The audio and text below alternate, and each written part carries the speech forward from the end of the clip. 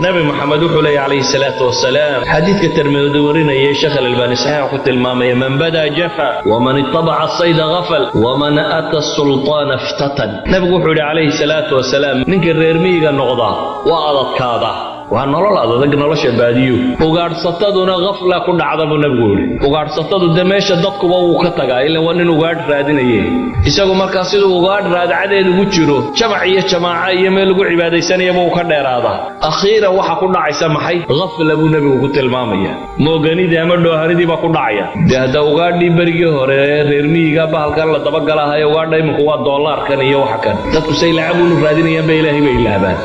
lacag halkay gashay waa laga daba دي تليانيغا لوgu sheegay dii marayka lagu sheegay dunida dabadeeda hadii lagu sheego lacag waa saankeed waa sayd cusub waa ugaarsiga casriga ah ee waqtiga kan jooga ninka uu boqorka iyo agagaarkiisa ka fogaan waayana waa imtixaan maabuu nabigu yiri salaatu wasalaam sultaanka iyo madaxda iyo intaanu ninka isku narnaba inta badan iftatan mu nabigu yiri salaatu wasalaam waa imtixaan ma waxaynu u baahanay marka si aad qaflada uga baxdo muqaata'atu rufaqaa suu dad xunka iskaga tag dadka fiican ku dhadhawow si aad qaflada uga baxdo ilaahi ذكريسا بدي حسك الله سبحانه وتعالى iyo bariyadiisa badi dadku waxaad moodaa bariyadu inay iska gabayartay bariyada ilaahay badiya subhanahu wa ta'ala quraan akhri cibaadayso wardi dhikri ayad akhri nabigu alayhi salatu wasalaam wuxuu inoogu sheegayaa ilaahay dhikrigiisa iyo xuskiisa wax aad u fadli badan oo tira badan waxaynu u baahanay inaynu badino sadaradeed baa ilaahay quraanka wuxuu ku leeyahay wadhkur rabbaka fi nafsika tadarruan wa khifa wa dun al-jahri min al-qawli bil-ghuduwi wal-asal